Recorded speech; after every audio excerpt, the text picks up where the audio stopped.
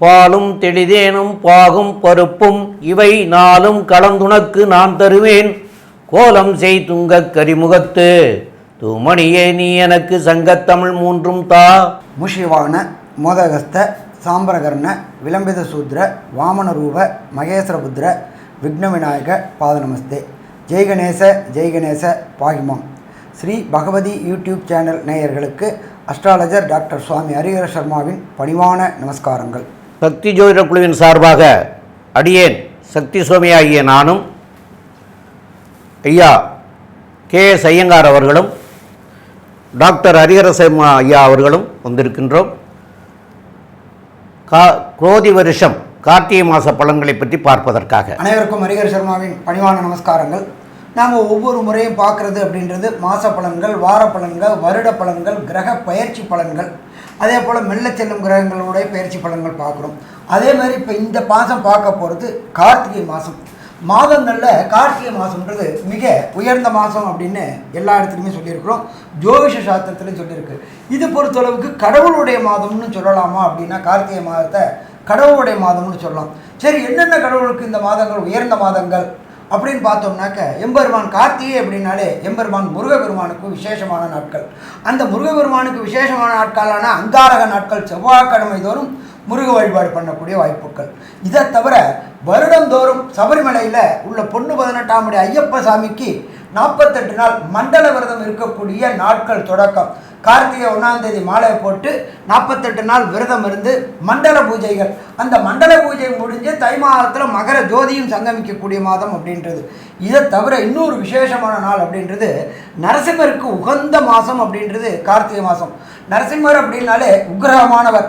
ஆனால் உக்ரகமானவர் நம்மளுடைய இதை பொறுத்தளவுக்கு அவர்கிட்ட சரணாகதி அடையும் போது அவர் சாந்த சொரூபியாக ஆகக்கூடியது. அதுவும் பார்த்தோம் அப்படின்னாக்க நரசிம்மருக்கு உகந்த நாள் அப்படின்றது யோகமான நாளான ஞாயிற்றுக்கிழமை. அப்போ இந்த ஞாயிற்றுக்கிழமை தோறும் இது நம்மளுக்கும் பார்த்தீங்கன்னாக்கா ஞாயிற்றுக்கிழமை எல்லாமே விடுமுறை தினமாக தான் வருது. அப்போ இந்த விடுமுறை இந்த கார்த்திகை மாதத்தில் வர ஒவ்வொரு ஞாயிற்றுக்கிழமையும் நீங்கள் இருக்கிற இடத்துக்கு பக்கத்தில் உள்ள நரசிம்மர் கோயிலுக்கு போயிட்டு நரசிம்மரை வழிபடுறது மிக விசேஷமானது, மிக உன்னதமானது. அதுவும் பார்த்தோம்னாக்க மரமணர் பக்கத்தில் சிங்கப்பெருமாள் கோயில் பக்கத்தில் ஒரு நரசிம்மர் இருக்கார். ரொம்ப 3 கண்ணுடைய நரசிம்மர். அவரை வழிபட்டோம்னாக்க வீட்டிலையும் சரி உங்களுடைய தொழிலிடத்துலையும் சரி தடைபட்டிருக்கிற அத்தனை காரியங்களையும் வதம் பண்ணி, அதாவது எதிரிகளை அழித்து நமக்கு நன்மை செய்யக்கூடியவர் நரசிம்மர். எல்லாரும் சொல்லுவாங்க உக்ரகமான சுவாமி படத்தெல்லாம் வீட்டில் வைக்கக்கூடாது அப்படிம்பாங்க. ஆனால் நரசிம்மரை வைக்கலாமா? நரசிம்மரை வைக்கலாம். நரசிம்மரை வச்சு வழிபடலாம். நரசிம்மருக்கு உகந்த இந்த 4 ஞாயிற்றுக்கிழமையும் வரக்கூடிய கார்த்திகை மாதத்தில் 4 ஞாயிற்றுக்கிழமையும் நரசிம்மரை வழிபட்டீங்க அப்படின்னு சொன்னாக்க வீட்டில் உள்ள அத்தனை துர்சக்திகளும் கெட்ட சக்திகளும் பொறாமை, பச்சரிப்பு, ஓம்பல் இதை மாதிரி இருக்கின்ற துர்சக்திகள் அத்தனையும் நம்ம வீட்டை விட்டு விலகக்கூடியது. சரி, அதை தவிர இப்போ இந்த மாதம் பிறக்குது, கார்த்திகை மாதம் பிறக்குது. இந்த கார்த்திகை மாதத்தில் என்னென்ன விசேஷ தினங்கள்னு பார்ப்போம். ஃபஸ்ட்டு கார்த்திகை பிறக்கிறது அப்படின்றது வரப்போ 16/11/2024 இருக்கிறதுலையே பெருமாளுக்கு வசந்த நாள் அப்படின்றது சனிக்கிழமை. அன்னைக்கு தான் இந்த கார்த்திகை மாதம் தொடங்குது. இந்த கார்த்திகை மாதம் முடியக்கூடிய நாள் அப்படின்றது 15/12/2024 உயர்ந்த கிழமை, சூரிய பகவானுக்கு உயர்ந்த கிழமை, நரசிம்மருக்கு உயர்ந்த கிழமையான ஞாயிற்றுக்கிழமையில் முடியுது. சரி, இந்த மாதத்தில் என்னென்ன விசேஷ தினங்கள் இருக்குது அப்படின்றத ஃபஸ்ட்டு பார்ப்போம். 16/11/2024 மாதம் தொடங்குற அன்னைக்கே முடவன் முழுக்கு. இந்த முடவன் முழுக்கு அப்படின்றத பொறுத்தளவுக்கு என்ன பண்ணுவாங்க அப்படின்னாக்க ஸ்நானம் பண்ணக்கூடியது, புனித நதிகளில் ஸ்நானம் பண்ணக்கூடியது இந்த முடவன் முழுக்கு. அதுக்கு அடுத்தது சந்திர பகவானுக்கு சங்கடங்களை விளக்கிய நாளான சங்கடகர சதுர்த்தி 19/11/2024. இதை தவிர 23/11/2024 சனிக்கிழமை வாஸ்து நாள். இப்போ பொறுத்தளவுக்கு நம்மளோட ஜோதிட சாஸ்திரத்துலேயும் சரி வாஸ்து அப்படின்றது இப்போ மிக பிரமாண்டமாக வந்துகிட்டு இருக்கு. வருஷத்துக்கு 8 முறை தான் வாஸ்து புருஷன் நித்திரை விடுவார். அந்த 8 நாளில் ஒரு நாள் அப்படின்றத பொறுத்தளவுக்கு இந்த கார்த்திகை மாதம் வருது.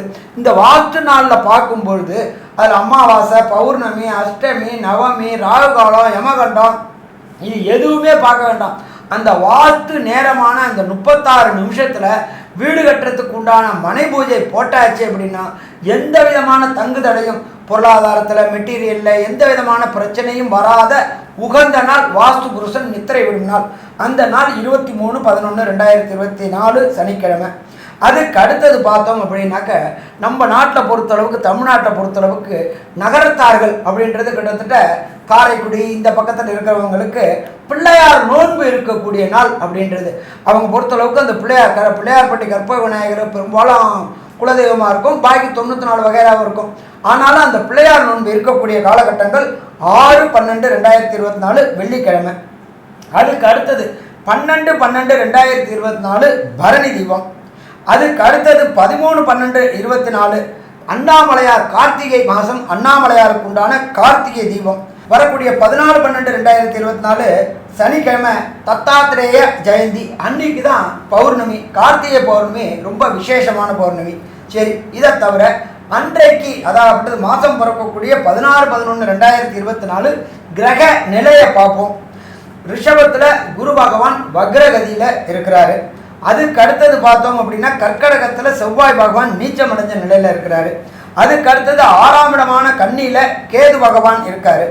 அதுக்கு அடுத்தது பார்த்தோம் அப்படின்னா மாதம் பிறக்கக்கூடிய விருச்சிக மாதத்தில் சூரிய பகவானும் புத பகவானும் இருக்கிறாங்க. இதில் இன்னொரு விசேஷம் அப்படின்னு பார்த்தோம் அப்படின்னாக்க சூரியனை குரு வக்ர குரு சதசப்தம பார்வை பார்க்குறாரு. எப்பொழுதுமே குருவுக்கும் சரி எல்லா கிரகங்களுக்கும் சரி 180 டிகிரி சதசப்தம பார்வை ரொம்ப விசேஷமான பார்வை. இதை ஜோதிட சாஸ்திரத்தில் என்ன சொல்வோம் அப்படின்னாக்க சிவயோகம் அப்படிம்போம். அதே போல் குரு புதனையும் பார்க்குறாரு. புத ஆதிபத்திய யோகம்னு சொல்லலாமா, புத ஆதிபத்திய யோகம்னு சொல்லலாம். அதுக்கு அடுத்தது பார்த்தோம்னாக்க தனுரில் சுக்கிர பகவான் இருக்காரு. அதுக்கு அடுத்தது பார்த்தோம் அப்படின்னாக்க சனி பகவான் வக்ர நிவர்த்தி அடைஞ்சு கும்பத்திலேயே ஆட்சி பெற்று இருக்கிறார். அடுத்தது காலபுருஷ தத்துவத்தின்படி 12ஆம் ராசியான மீன ராசியில் ராகு பகவான் கோதண்ட ராகுவா இருக்கக்கூடிய இந்த காலகட்டங்களில் கார்த்திகை மாதம் பிறக்குது. இப்போ இந்த கார்த்திகை மாதத்தில் உண்டான என்னென்ன யோகங்கள் இருக்குது அப்படின்றத டாக்டர் அஸ்ட்ரோ கே.எஸ். ஐயங்கார் விரிவாகவும் விளக்கமாகவும் சொல்லுவாங்க. ஐயா, அற்புதமாக சொன்னீங்க. இந்த மாதம் பார்த்ததுன்னா கார்த்திகை மாதத்தில் காலபுருஷ தத்துவத்தின் 2வது ராசியான ரிஷபத்தில் குரு வக்ரகதியில் இருக்கார். இதில் என்ன விசேஷம் அப்படின்னா 9ஆம் இடம் அப்படின்னு சொல்லக்கூடிய காலபுருஷ தத்துவத்தின் 9ஆம் இடத்துல சுக்கிரன் இருக்கிறதுனால குருவும் சுக்கிரனும் பரிவர்த்தனை யோகம் அடைகிறது பெரிய விசேஷம். இது பெரிய ஏற்றம். அந்தந்த ராசியில் அவள் ஆட்சி பெற்றதற்கு சமம். அதனால் பார்த்தாலேயானால் சுக்கிரன் தன்னுடைய வீடான ரிஷபத்தில் ஆட்சியும் குரு தன்னுடைய வீடான தனுசுவில் வக்ரகதியில் ஆட்சியும் பெற்றிருக்கிறதுக்கு சமம். அதனால் பரிவர்த்தனை யோகம், கிரக பரிவர்த்தனை யோகம் நடக்கிறது ஒன்று. 2வது விஷயம் பார்த்தாலேயானால் வக்கரம் பெற்ற குரு சமசப்தம பார்வையில் சூரியனை பார்க்குறாரு. ஏன்னா விருச்சிகத்தில் சூரியன் வந்துட்டார். சூரியன் சமசப்தமத்தில் இருக்கக்கூடிய காலகட்டம் இது. சிவராஜ யோகம் அப்படின்னு பேர். நாட்டை ஆளுகின்ற அவர்களுக்கு ஒரு பெரிய ஏற்றத்தை கொடுக்கக்கூடிய யோகமாக கருதப்படுகிறது. பொதுவாகவே இந்த சிவராஜ யோகம் இருக்கக்கூடியவர்களுக்கு கஷ்டன்றது வர்றதுக்கு வாய்ப்பே கிடையாது. எந்த ஒரு பிரச்சனைகளாக இருந்தாலும் அதுவே சரியாக போகக்கூடிய வாய்ப்புகள் நிச்சயமாக உண்டு. இந்த சிவராஜ யோகமும் அதை தவிர குரு சுக்கிரன் பரிவர்த்தனையும் இந்த மாதம் பெரிய ஏற்றத்தை கொடுக்கறது. இதை தவிர பார்த்தலையானால் சனி பகவான் ஆட்சி பெற்று கும்பத்தில் வக்கர நிவர்த்தியெல்லாம் அடைஞ்சு அவர் சனி பகவான் கும்பத்திலேயே சதய நட்சத்திரத்தில் இருக்கார். அது ஒரு பெரிய ஏற்றம். ஏன்னா அவருடைய ராசியிலேயே அவர் ஆட்சி பெற்று போய் இருக்கிறதுனால பெரிய ஏற்றத்தை கொடுக்கக்கூடிய காலகட்டமாக இருக்குது. இது சசயோகம்னு சொல்லுவாள். ஏன்னா அவர் ஆட்சி பெற்று போயிருக்கக்கூடிய யோகம். பஞ்சமகாபுருஷ யோகத்தில் இது ஒரு பெரிய ஏற்றத்தை கொடுக்கக்கூடிய யோகம். இது எதனால் இந்த யோகத்தை சொல்கிறோம் அப்படின்னா வேலை செய்பவர்கள், வேலையாட்கள் இவர்களுக்கெல்லாம் பெரிய மாற்றங்கள், அதாவது ரெவல்யூஷனரி லீடர்ஸ், ரெவல்யூஷன்ஸ் இதெல்லாம் வரக்கூடிய காலகட்டமாக இது அமையக்கூடும் அப்படின்றத சொல்கிறோம். ஏன்னா குருவும் வக்ரகதியில் இருக்கார். அதை தவிர பார்த்தீங்கன்னா சனி ஆட்சி பெற்று போயிருக்கார். அதனால் ஒரு போராட்டம் நிறைந்த ஒரு மாற்றங்கள் ஏற்படுத்தக்கூடிய வாய்ப்புகள் இந்த கார்த்திகை மாதத்தில் வரும். இந்த மாதத்தில் பார்த்தாலேயானால் ஒரு ராசிக்கும், அதாவது மேஷம் முதல் மீனம் வரை என்னென்ன பலன்கள், இந்த மேஷம் முதல் மீனம் வரை இந்த யோகங்கள் எந்த அளவுக்கு அவங்களுக்கு ஏற்றத்தையும் மாற்றத்தையும் அவர் வாழ்வில் கொடுக்கும் அப்படின்றத ஒன்றொன்னா வருஷப்படுத்தி பார்க்கலாம். அன்பான மிதுனராசி என்பர்களே, இந்த மிதுன ராசியில் பொறுத்தளவுக்கு மிருகசீர்ஷம் 2 பாதம், திருவாதிரை 4 பாதம், புனர்பூசம் 3 பாதம் கொண்டது மிதுன ராசி. இந்த மிதுன ராசியோடைய அதிபதி நம்ம கல்விக்காரகன்னு சொல்லக்கூடிய புத பகவான். இதில் எல்லா கிரகங்களுக்கும் இல்லாமல் ஒரு கிரகம் சிறப்பு கிரகம் அப்படின்னா புத பகவான். என்ன அப்படின்னா அவர் மறைஞ்சிருந்தாலும், அவர் நீச்சமடைஞ்சிருந்தாலும், அவர் பகை பெற்றிருந்தாலும் அவர் நல்லதையே செய்யக்கூடியவர் புத பகவான். இதை தவிர அவரை பொறுத்தளவுக்கு புதனை வந்து அனலைசிங் கிரகம் அப்படிம்போம். வரத்துக்கு முன்னாடி ப்ரிடிக்ஷன் பண்ணக்கூடிய கிரகம் அப்படின்றது புத பகவான். இந்த புத பகவான் வந்து நம்ம ட்ரேடிங் பண்ணுறாங்க பார்த்தீங்களா, ட்ரேடிங் ஸ்பெக்குலேஷன் இதெல்லாம் பண்ணக்கூடியவங்களுக்கு அனலைஸ் கொடுக்கக்கூடியது புத பகவான். ஜோதிட சாஸ்திரத்தில் வல்லமையாக இருக்கக்கூடியவங்களுக்கு அருள் புரியக்கூடியது புத பகவான். அதே போல் சார்ட்டர்ட் அக்கௌண்டன்ட், காஸ்ட் அக்கௌண்டன்ட்டு, இதை மாதிரி பொருளாதாரத்தில் மேதைகளை உருவாக்கக்கூடியதும் ஆசிரியரை உருவாக்கக்கூடியதும் அந்த புத பகவான். இந்த கார்த்திகை மாதம் பிறக்கும் பொழுது அந்த புத பகவான் இருக்கிற இடம் 6ஆம் இடத்துல இருந்துக்கிட்டு 12ஆம் இடத்துல இருக்கிற வக்ரம் பெற்ற குரு பகவான் சத சப்தம பார்வை பார்க்குறார். இதுக்கு பேர் புத ஆதிபத்திய யோகம். அப்போ இந்த மிதுன ராசியை சேர்ந்த குழந்தைகள் அத்தனை பேருக்கும் கல்விக்காரனான புதனை பிரகஸ்பதியான குரு பார்க்கும் பொழுது இதுவரை கல்வியில் இருந்த தடைகளும் தாமதங்களும் விலகும். என்ன அப்படின்னா ஞாபக மறதி போகும். ஒரு சில பேர் நல்லா படிச்சுட்டு போவாங்க, எக்ஸாமுக்கு போகும்போது அப்படியே பேப்பர் மாதிரியே கொஸ்டின் பேப்பரும் பிளாங்காகவே இருக்கும். அது எல்லாம் மறையக்கூடிய காலகட்டம் இந்த காலகட்டம். இதை தவிர பார்த்தோம் அப்படின்னு சொன்னாக்க, கடந்த காலகட்டங்களில் மிதுன ராசிக்கு அஷ்டமத்தில் சனி ஆட்டி படைச்சிக்கிட்டு இருந்தார். அவரும் விலகி போயிட்டார். சனி பகவான் வக்ர நிவர்த்தியும் அடைஞ்சு போயிட்டார். அப்போ உடல் நலத்தில் இதுவரை தொந்தரவு இருந்து கொண்டிருந்த மிதுன ராசி என்பவர்களுக்கு உடல் நலத்தில் உள்ள தொந்தரவுகள் விலகக்கூடிய வாய்ப்புகள் மிக அதிகம். அடுத்தது 2ஆம் இடம். 2ஆம் இடத்துல இருக்கக்கூடியது செவ்வாய் பகவான் நீச்சம் அடைஞ்சிருக்கிறார். உங்களுக்கு ராசிக்கு 11க்கு உண்டான செவ்வாய் 2ஆம் இடத்துல நீச்சம் அடைஞ்சதுனால பொருளாதாரத்தில் சின்ன சின்ன கஷ்டங்கள் வரக்கூடிய வாய்ப்புகள் உண்டு.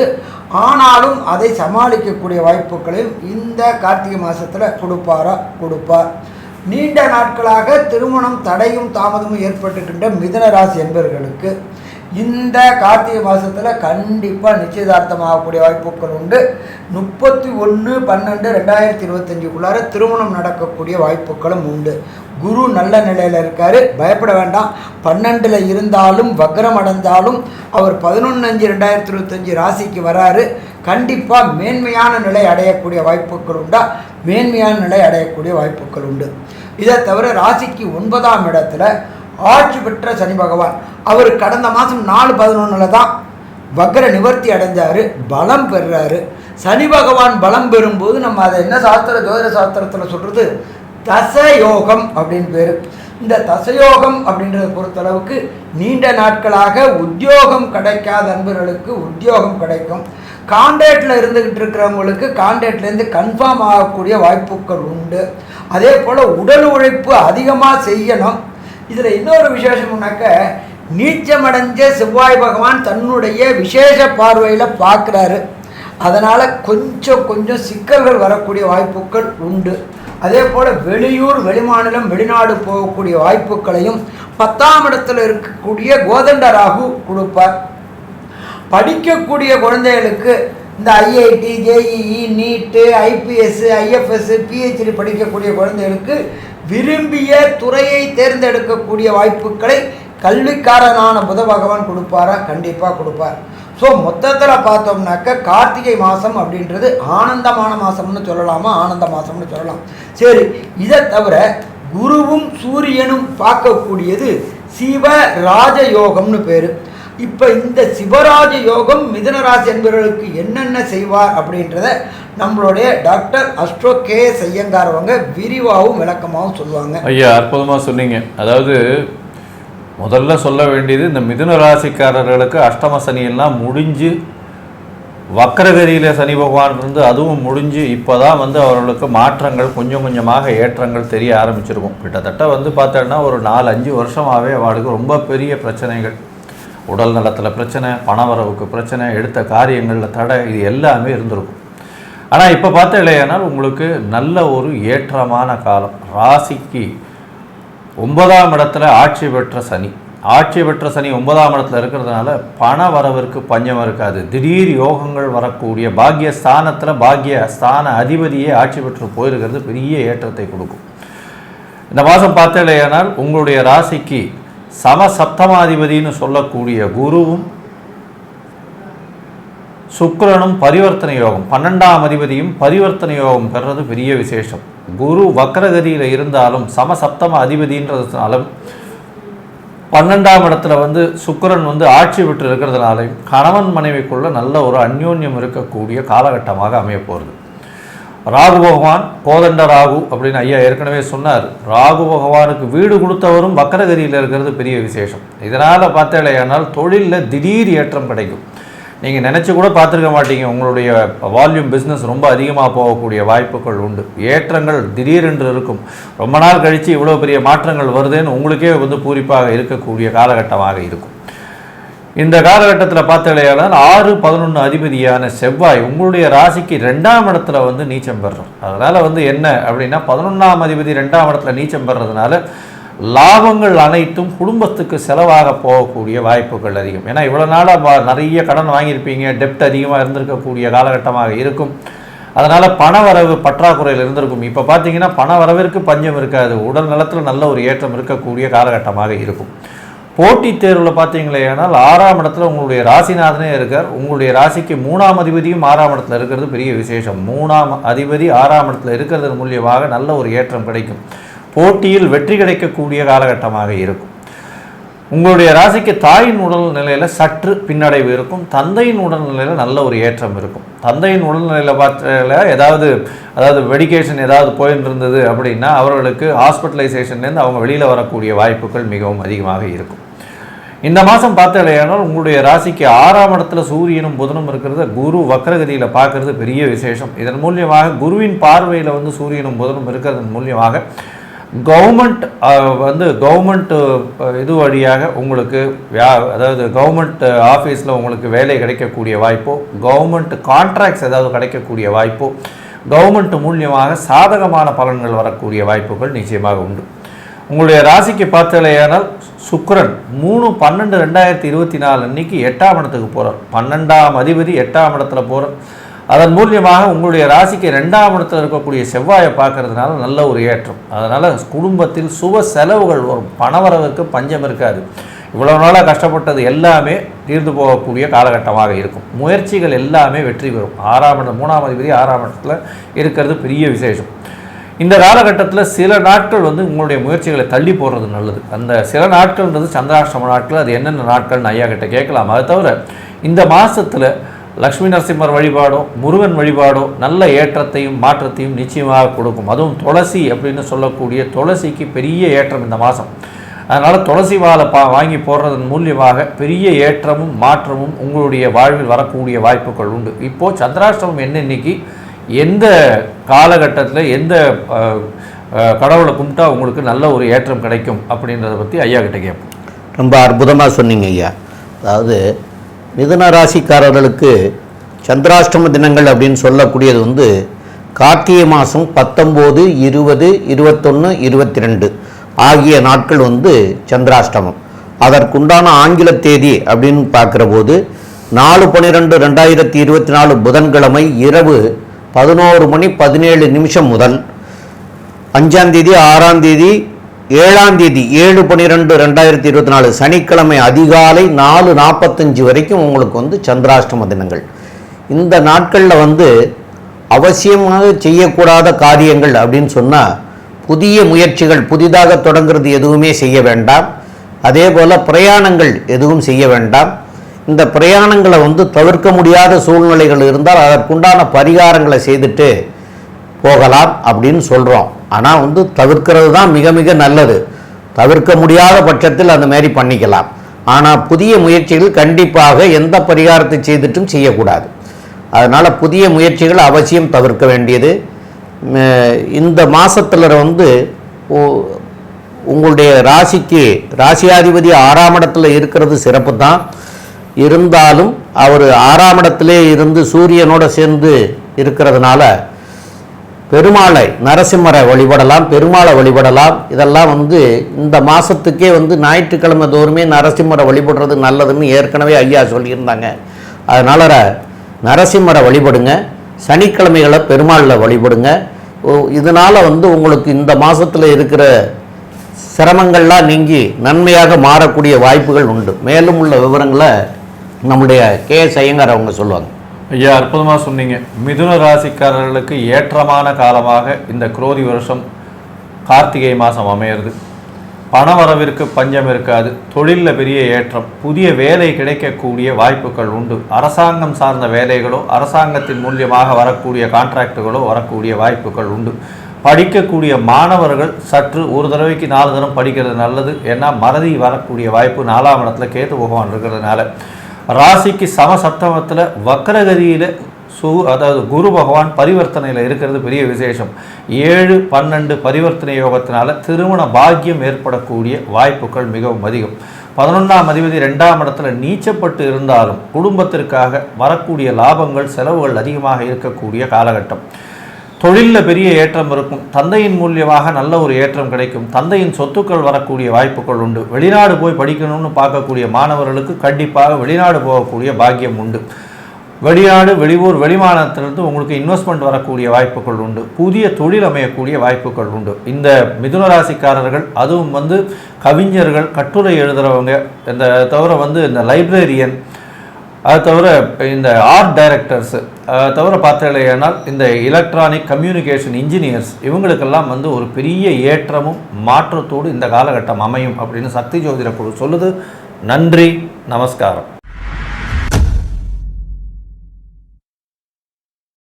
ஸ்ரீ பகவதி யூடியூப் சேனல் பார்த்த அன்பர்களுக்கு நன்றி. இதே போன்று ஆன்மீக தொடர்புடைய, ஜோதிட தொடர்புடைய தகவல்களை தொடர்ந்து நீங்கள் பெற ஸ்ரீ பகவதி யூடியூப் சேனலை சப்ஸ்கிரைப் செய்யுங்கள்.